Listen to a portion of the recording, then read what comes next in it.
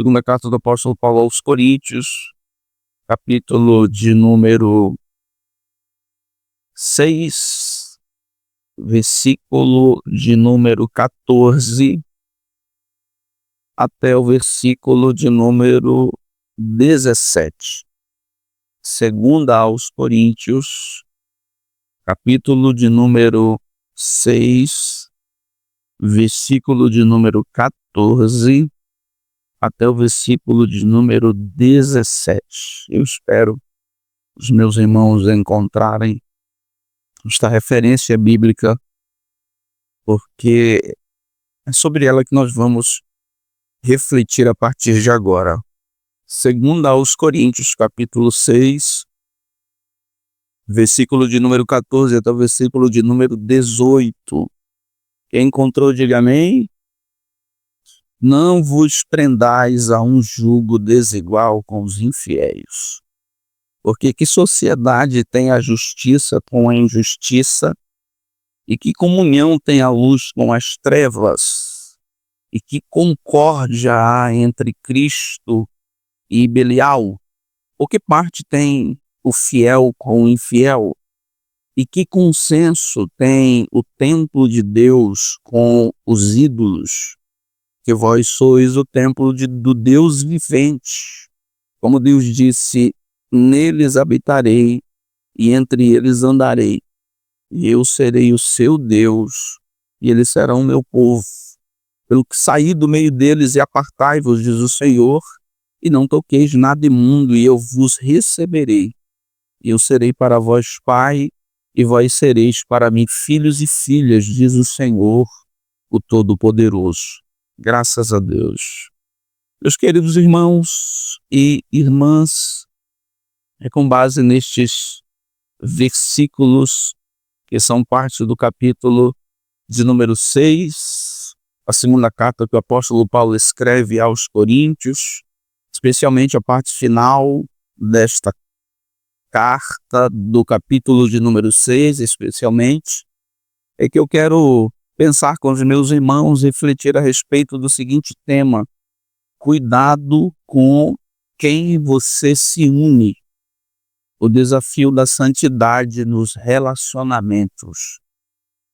Você certamente já ouviu alguém refletir biblicamente, eu diria assim, a respeito destes versículos, ensinando justamente que não há possibilidade, ou pelo menos não deveria haver na prática, de relacionamento de qualquer ordem, especialmente conjugal, entre crentes e descrentes, entre o fiel e o infiel.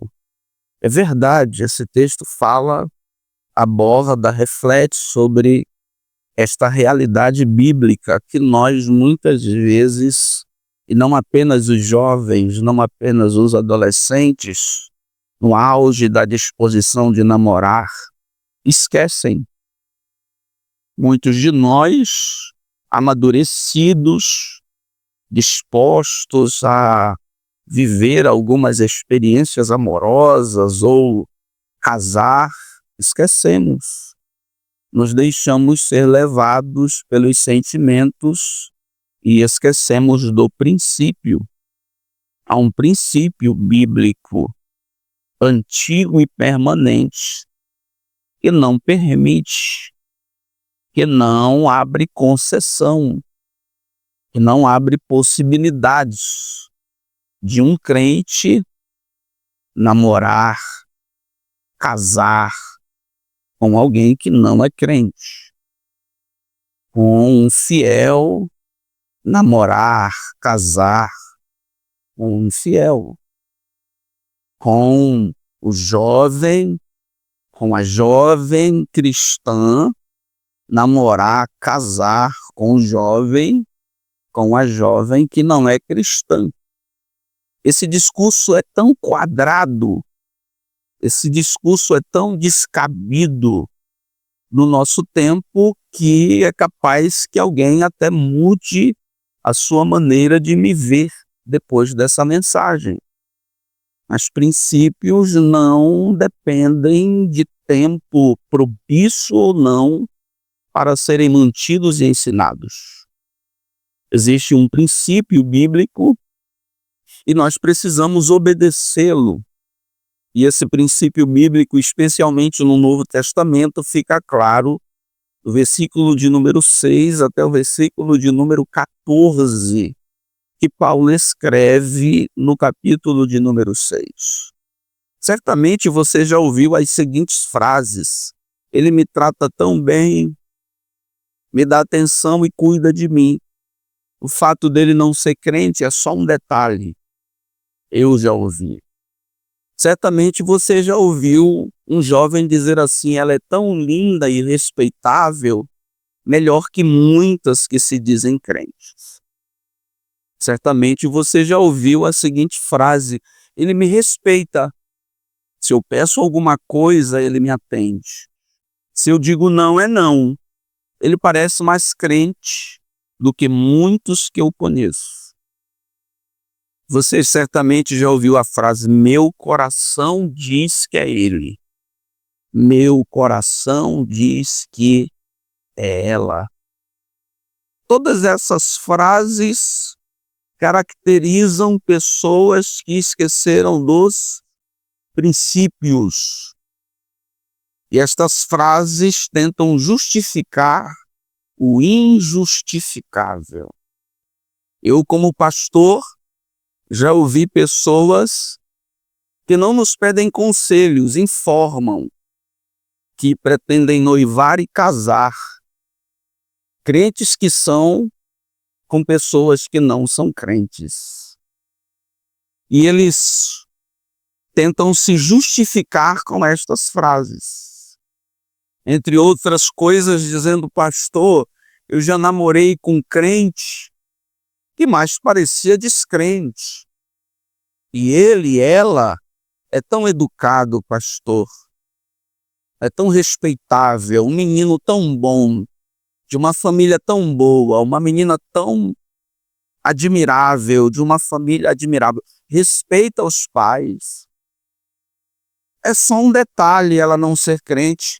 Ela já até disse para mim que vai começar a vir comigo para os cultos. Você ouviu ela domingo? Você ouviu ele domingo? Estava no culto, parecendo um crente. Disse, parece, veio, mas não é. O princípio bíblico é não. A verdade bíblica é não. A orientação divina para você, jovem, adolescente, e para vocês, senhoras e senhores, é não. Nós não podemos esquecer disso e nos deixar envolver por uma realidade moderna ou por uma falsa sensação de que vai dar certo. Não vai dar certo. E depois, o pastor é que vai ser chamado para tentar resolver aquilo que ele nem foi chamado para orientar, ele só foi informado que ia acontecer. E pessoas assim sabem, por isso elas não pedem conselhos, elas dizem o que vão fazer. E o pastor bondoso que é, salvo se não encontrar alguém mais bruto, vai lá tentar resolver o que não é o seu problema, tentar resolver o que poderia não ter acontecido.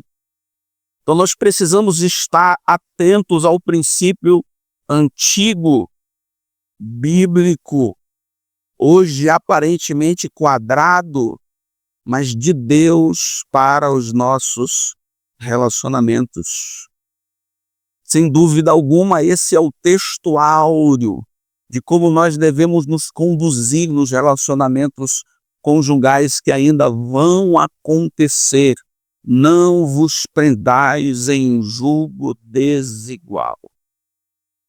Quando nós pensamos sobre isso, nós lembramos que o apóstolo Paulo fala na primeira carta aos Coríntios de casamentos mistos, ou seja, de casamento entre crentes e não crentes.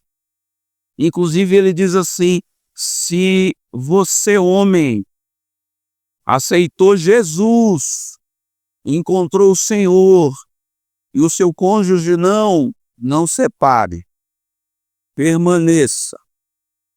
Porque os crentes em Corinto estavam empolgados com a novidade da vida cristã. Eles entendiam que a novidade da vida cristã era tão poderosa que eles tinham liberdade até de casar novamente, de conseguir um novo casamento. O apóstolo Paulo disse: não, Senhor. Aceitou Jesus casado? Permaneça. Aceitou Jesus com cônjuge que não é crente? Permaneça. Você só será livre dele quando ele morrer. Aí olha o princípio se manifestando aí. Quando você ficar viúvo e quiser casar de novo, case, mas no Senhor. Em outras palavras, case com crente. Parece quadrado, parece não caber esse discurso no nosso contexto moderno, mas é Bíblia. Me desculpem, mas é a palavra de Deus. O apóstolo Paulo fala do casamento misto, desde que ele já exista antes de se conhecer a Jesus. Esse casamento não pode ser desfeito, a menos que um dos cônjuges morra ou um dos cônjuges desista, vá embora, não queira. O casamento se desfaz, fica livre. Uma das partes quebrou o contrato com uma desistência. O apóstolo Paulo fala da necessidade que temos de nos relacionar com os incrédulos, com os que não são crentes. Primeira aos Coríntios, abra sua Bíblia gentilmente aí, capítulo de número 5, versículo de número 9 e versículo de número 10. E aí quem quer apaixonadamente casar com o bonitão que não é crente, com a bonitona que não é crente, vai lá em 1 aos Coríntios, capítulo 5, versículo 9 e 10. Diz aqui, pastor, o apóstolo Paulo não proíbe nosso relacionamento com os incrédulos. Só que aqui o apóstolo Paulo não está falando de casamento, querida. Aqui o apóstolo Paulo não está falando de casamento, querido. O apóstolo Paulo está falando nas nossas relações sociais comuns. Tanto é que o apóstolo termina dizendo assim: se nós não pudermos nos relacionar com os incrédulos, era melhor que saíssemos, fôssemos tirados do mundo. Esse relacionamento aqui não é conjugal, é social. É o relacionamento da amizade, é o relacionamento das transações econômicas, é o relacionamento político, é o relacionamento social, é o relacionamento essencial que existe em qualquer comunidade, em qualquer sociedade. Crente não se relaciona, não se comunica, não faz negócio, não trabalha para apenas pessoas crentes. O apóstolo Paulo está falando deste tipo de relacionamento. Mas quando o apóstolo Paulo fala na segunda carta aos Coríntios, no capítulo de número 6, ele está falando de relacionamento conjugal.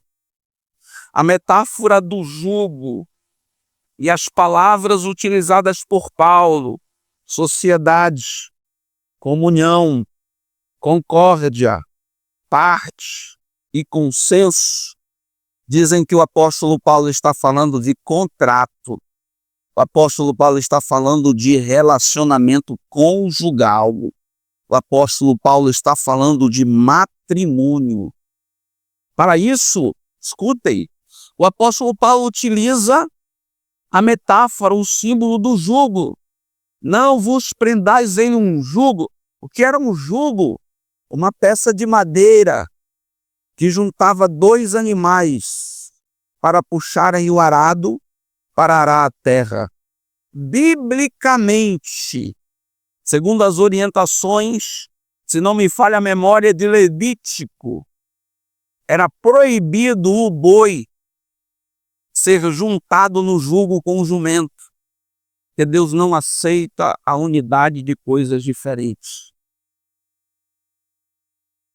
Não vos prendais, não vos unam, não tenham um relacionamento de jugo, é daí que vem a palavra conjugar, cônjuge, conjugal, jugo, com aquilo que é diferente.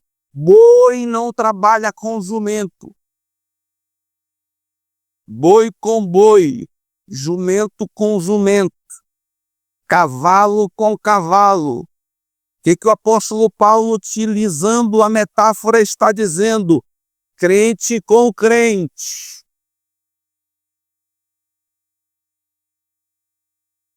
Jovem crente com jovem crente. Estão me ouvindo? Quantos podem dar glória a Deus? Aleluia!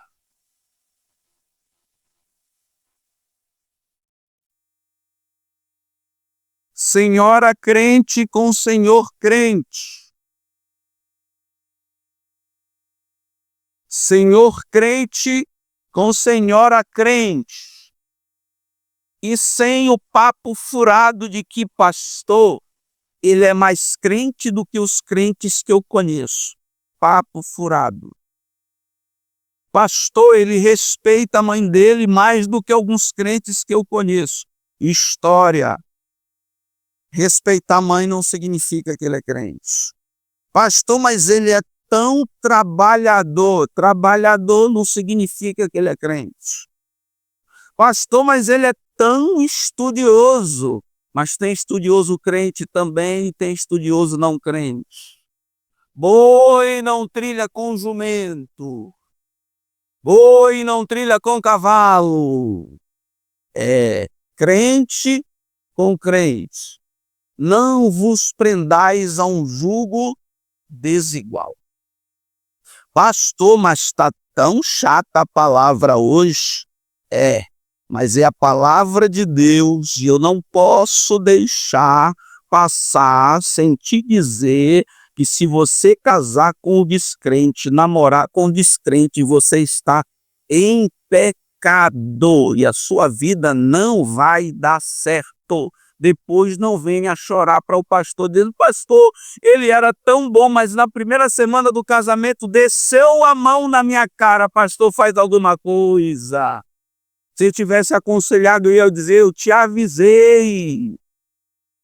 A Bíblia te disse. Nós não podemos deixar de falar o que a Bíblia diz sobre estas coisas. Nós não podemos deixar de considerar estas coisas que orientam a vontade de Deus para os nossos relacionamentos. O apóstolo Paulo fala de relacionamento, de casamento misto na primeira carta, mas casamento com gente descrente que já acontecia antes da salvação. Permanece. O apóstolo Paulo fala de relacionamentos sociais com não crentes.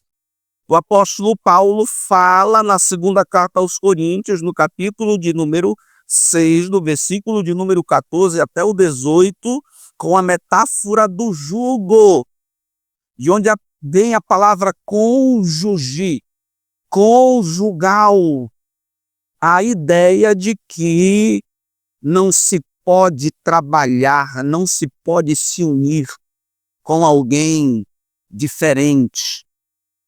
Repita comigo, 1, 2, 3 e é crente com crente.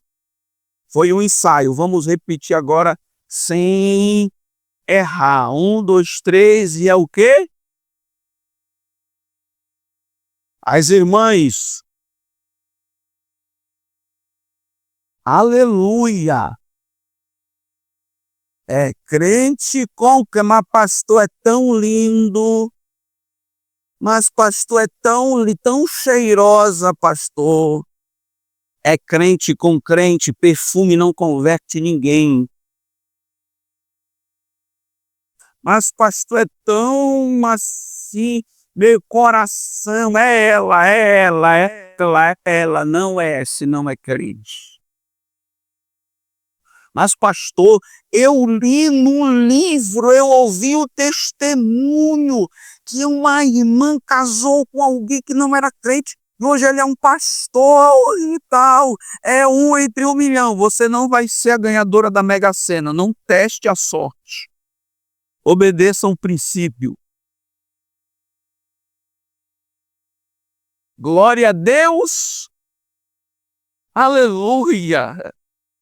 O apóstolo Paulo, meus irmãos e minhas irmãs, quando nós lemos, segundo aos Coríntios, capítulo de número 6, do versículo de número 14 até o versículo de número 17, ele utiliza alguns versículos do Antigo Testamento. Se não, vejamos. Está escrito no versículo 17 e 18 o seguinte: pelo que saí do meio deles, e apartai-vos, diz o Senhor. Isso aqui é Isaías. Versículo de número 18: e eu serei para vós pais, e vós sereis para mim filhos e filhas, diz o Senhor Todo-Poderoso. Isso aqui é Jeremias.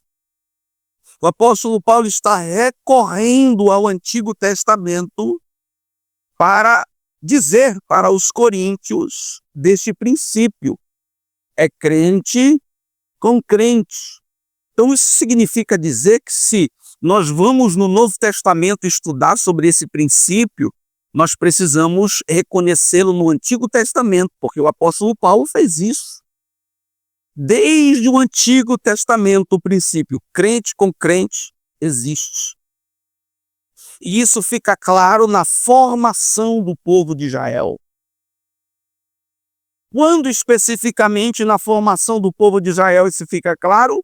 Quando Abraão reconhece que Isaac precisa casar. Casar para Isaac era um desafio geográfico. Então era melhor casar com quem estava perto. Abraão disse não. Antes da lei, Abraão só tem a comunhão com Deus e a revelação. Não tem lei nenhuma. Tem nada registrado. Mas parece que Abraão, no seu relacionamento com Deus, já reconhece o princípio. Eliezer, vem aqui. Vai lá na minha família e escolhe dos meus, dos nossos, uma esposa para Isaac. É crente com crente. E a confirmação disso está, inclusive, nas experiências espirituais que Eliezer tem no caminho. Deus orienta, Deus comprova, Deus confirma. Outra prova de que é crente com crente no Antigo Testamento está no profundo desgosto que Rebeca e Isaac têm por causa que Esaú resolveu casar com pessoas que não eram do povo de Israel. Rebeca morre triste. Rebeca morre decepcionada, porque desgostosa vê Esaú quebrar o princípio. Quando é que nós vemos esse princípio no Antigo Testamento? Na conquista de Canaã.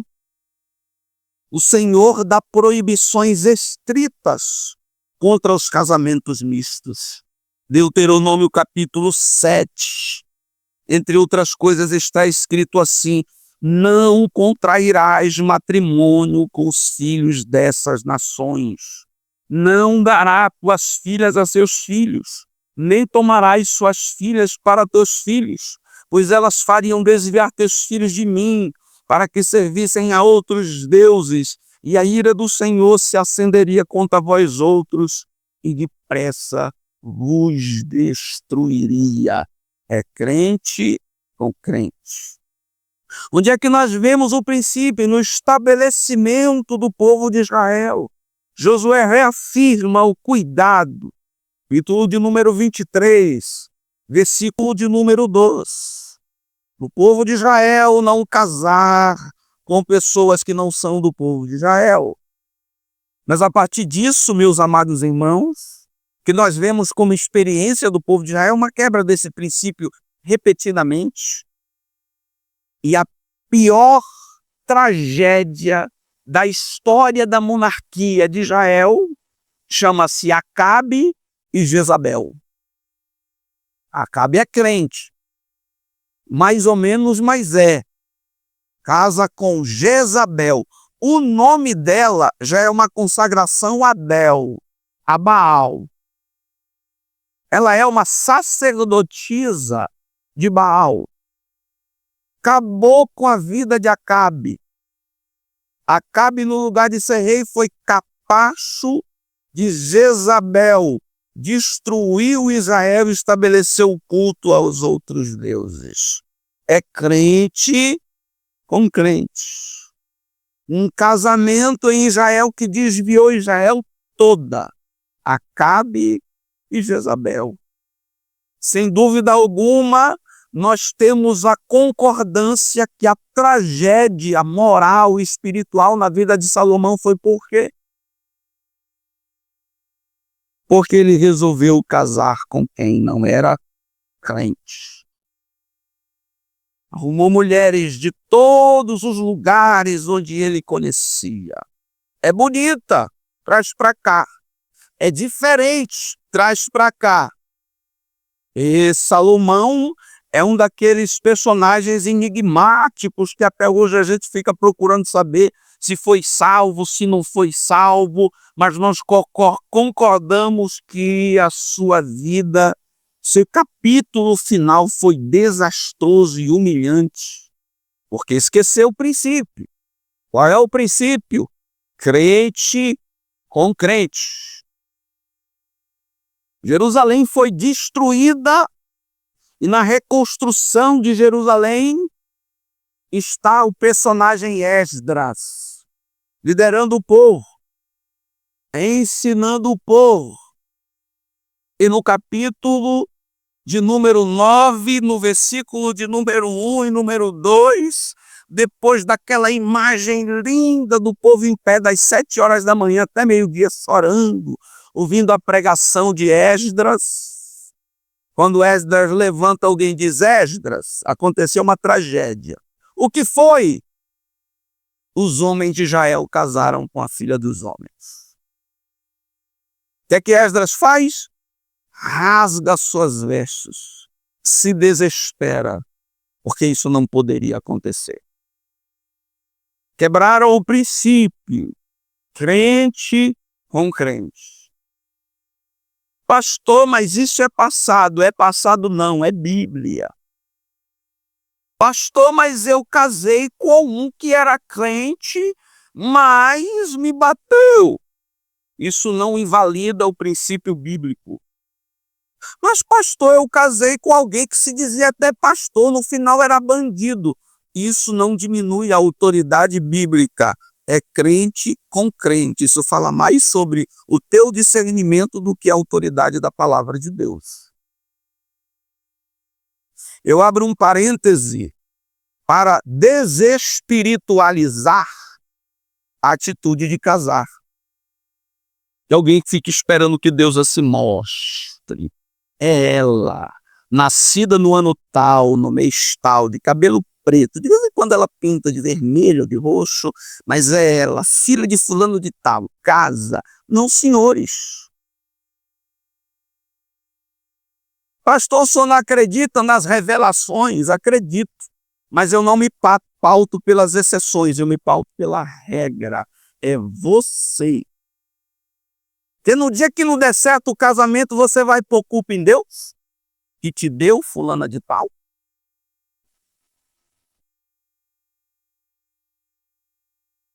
Quando não der certo, você vai pôr culpa em Deus? Foi Deus que me deu. E tem gente que ainda acredita em profeta de meia tigela, que chega e diz assim, diz o Senhor, eis que te digo que ela não é a tua, ora não é a tua. Se casou, errado ou não, é até o final. Segura a conversa. Ninguém colocou arma na tua cabeça para tu casar. Esse tempo de arma na cabeça para casar já passou. Segura. Aguenta. Casamento não é brincadeira, senhores. Relacionamento não é brincadeira, senhoras. Se fosse, nós não tínhamos um princípio bíblico tão sério que, entre outras coisas, explica a destruição do povo de Israel. É crente com crente.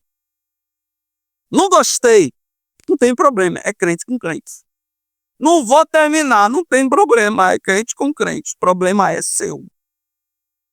Vou casar. Casa, eu não vou dizer nem para casar e nem para descasar. Porque se você separar, aí o bonitão vai dizer, por que separou? Porque o pastor disse, Deus me livre.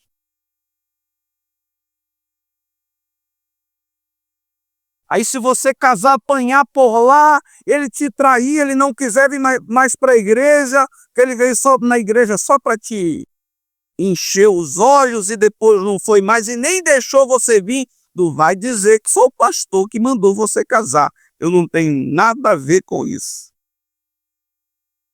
Você precisa se orientar pela palavra de Deus. É crente com crente. Boi não trabalha com jumento. Jumento não trabalha com cavalo. Não vos prendais ao jugo desigual. Tem gente tentando assim explicar o jugo desigual de uma maneira assim mais light, dizendo assim, não pastor, mas entre os crentes existe jugo desigual também. Qual? Não, tem crente que o marido é pobre e a irmã é mais rica. Já ouvi. Tem pessoas que a mulher é burra, não sabe nem assinar o nome e o marido é doutor. O marido é mestre, formado, PhD. Vai dar problema. Vai dar alguns problemas mesmo. Mas, problema por problema, casamento é assim, meu querido. Casamento não é um mar de rosa, não. Casamento é para gente que tem maturidade para segurar a conversa. É por isso que casamento não é coisa de menino e não é coisa de menina, é coisa de homem. E abra os ouvidos, senhoras mães, que pensam que criam filhos e filhas para vocês. Minha filha vai casar, mas no dia em que ele levantar a mão para minha filha, seu lugar está aqui. Mamãe nunca levantou a voz. Você está ensinando a sua filha a relativizar o casamento. Na hora que tiver uma discussão, vamos embora para a casa da mamãe.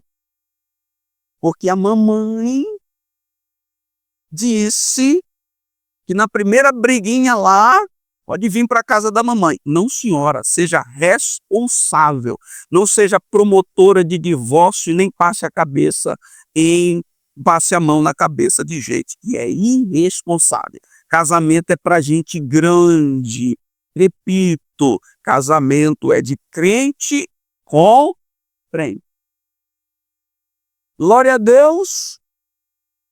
Aleluia. Hoje eu estou inspirado. Como é que Paulo faz a abordagem de casamento do capítulo de número 6? No âmbito das relações, relacionamento. O apóstolo Paulo, no começo do capítulo 6, ele fala do relacionamento do crente com a graça. Ele diz assim, eu não quero que vocês recebam a graça de Deus em vão. No capítulo de número 6, o apóstolo Paulo fala do relacionamento dele com a igreja. Quarta-feira passada, o apóstolo Paulo disse, eu amo vocês, mas eu sinto que eu não sou amado por vocês. Eu quero que vocês abram o coração para que eu entre no coração de vocês, para que eu seja amado como eu amo vocês. Eu falei dos desafios da vida pastoral, tendo como exemplo o apóstolo Paulo. E aqui o apóstolo Paulo fala do relacionamento dos crentes com os incrédulos. E esse relacionamento dos crentes, casamento de crente com quem não é crente, prejudica, influencia diretamente o nosso relacionamento com Deus. Que o apóstolo Paulo vai falar do relacionamento com Deus que nós temos, que pode ser prejudicado se nós nos relacionarmos com quem não deve. Como é que o apóstolo Paulo fala do nosso relacionamento com Deus? Dizendo no capítulo 6 que nós somos templo de Deus, povo de Deus e filhos de Deus. Como é, pastor, que eu me esquivo, me comporto para não errar, para preservar e obedecer o princípio? Quando aquele bonitão chegar e mexer no meu coração, eu lembrar do princípio e fugir. Quando aquela mulher lindíssima chegar diante de mim e eu estremecer as pernas, acelerar o coração, faltar fôlego, eu lembrar do princípio, me diga o princípio, pelo amor de Deus. O que é que eu faço? Primeiro, tenha consciência do que Deus fez por você. O apóstolo Paulo vai dizer o seguinte: não vos prendais em um jugo desigual. No jugo não trabalha animal diferente, tem que ser um igual ao outro. Com os infiéis, porque que sociedade tem a justiça? Você já foi justificado por Deus. Com a injustiça. E que comunhão tem a luz? Você já foi iluminado por Deus. Com as trevas. E que concórdia entre Cristo e o diabo? Você é servo de Cristo e não servo do diabo. Ou que parte tem o fiel com o infiel? Você já é reconhecido por Deus na sua fidelidade. E que consenso tem o templo de Deus com o templo dos ídolos? Deus já te fez santuário dele e não de outro. Ou é ou não é.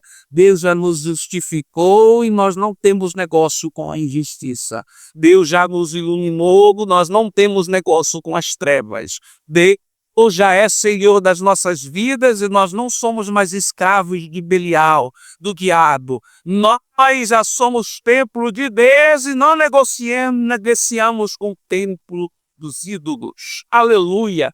E é interessante que no final o apóstolo Paulo diz assim: e vós sois filhos e filhas do Senhor Todo-Poderoso. Não toco ser Deus por uma noite de prazer. Não toco ser Deus por um beijo. Não toco ser Deus por uma noite de sexo. Não toco ser Deus por uma paixão. Deus, o Senhor, que te fez justo, luz, que te fez servo de Cristo, fiel e templo, é o Senhor Todo-Poderoso. Não toque a sua bênção por um prato de lentilhas.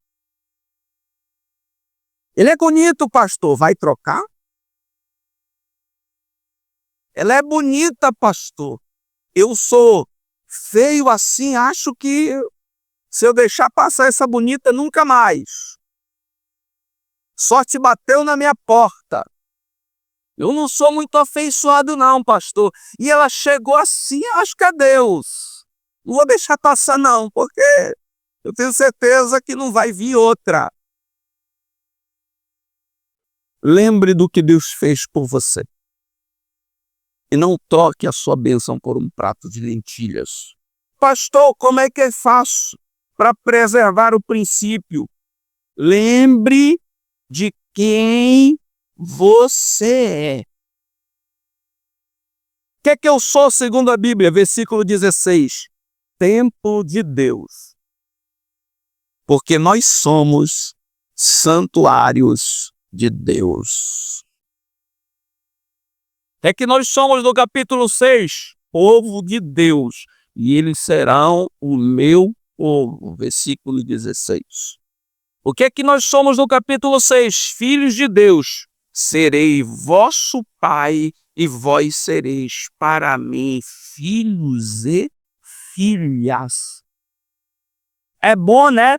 É, mas você é desafiado a preservar. Você é desafiado a preservar o princípio. Glória a Deus. Aleluia. E por último, pastor, como é que eu faço para preservar o princípio? Como é que eu faço para obedecer a palavra de Deus? Lembre-se das promessas de Deus. Lembre-se das bênçãos que Deus preparou para você, inclusive para a sua vida conjugal. Aleluia. Lembre-se disso.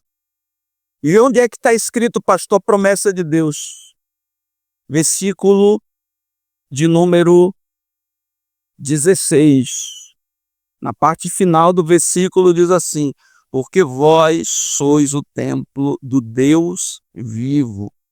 Como Deus disse, neles habitarei, primeira promessa, e entre eles andarei, e eu serei o seu Deus, e eles serão o meu povo. Eu prefiro ter experiência com Deus que habita. Eu prefiro ter experiência com Deus que é dono e anda. Aleluia. Quando Deus diz assim, eu andarei, significa dizer que ele tem lugar, que ele se sente do lugar, do ambiente, é dono de todas as coisas. Quer casar com um bonitão, quer casar com a bonitona que não é crente, vai. Mas eu ainda falo com pessoas que obedecem o princípio, que preferem ser habitação de Deus e preferem estar envolvidos na manifestação da presença de Deus. Pastor, eu estou enrolado aí.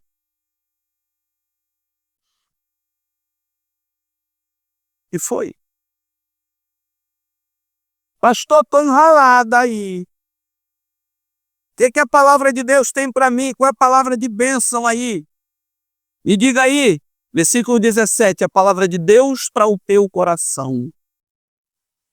Pelo que saí do meio deles, apartai-vos, diz o Senhor, e não toqueis nada imundo, e eu vos receberei. Eu serei para vós, não uma noite de prazer, mas serei para vós pai. E você não vai ser uma meninazinha, uma mulherzinha, você vai ser para mim filho e filha, diz o Senhor. Não aquele malandro da esquina, diz o Senhor. Não aquela menina na esquina que não sabe o que é fé, não sabe o que é igreja, não sabe o que é evangelho. Diz o Senhor, o Todo-Poderoso. Quem resolve ficar com o que diz o Senhor, levanta a mão assim, dá glória a Deus. Se coloque de pé nessa noite. Quero concordar com a bênção de Deus sobre a tua vida, concordar com a bênção de Deus sobre o teu coração. Pastor, eu não tenho força para terminar com ele. Pastor, não tenho força para terminar com ela. Se eu terminar com ela, eu caio numa bad tão grande. Vai colocar lá no status. Ou vai tirar a foto do status. Homem que tira foto do status quando está chateado. Vou bloquear. Seja homem, seja mulher, seja crente. Obedeça a palavra de Deus. Obedeça a palavra do Senhor. Mas o pastor Wellington preparou aí, parece não. A palavra de Deus, a gente está aí no capítulo de número 6. Versículo de número 11 e 12 era um assunto. Versículo de 14 a 18 é outro assunto, é esse. Vou fazer o quê? Receba a palavra de Deus para o seu coração. De um pastor que não quer ver a sua juventude frustrada, a sua vida frustrada. Quer te ver sendo um marido, uma esposa na presença de Deus. e filhos na presença de Deus. Pastor, meu casamento vai ser só felicidade? Não, casamento não é só felicidade, mas até as tribulações vão ser atravessadas na presença de Deus. Problema de casamento lá fora é para separar, que a gente aprende. Problema lá fora não dá mais para mim, aqui a gente corre para a oração e aprende. Deus abençoe vocês. Segure na mão de alguém que está do seu lado aí, por favor.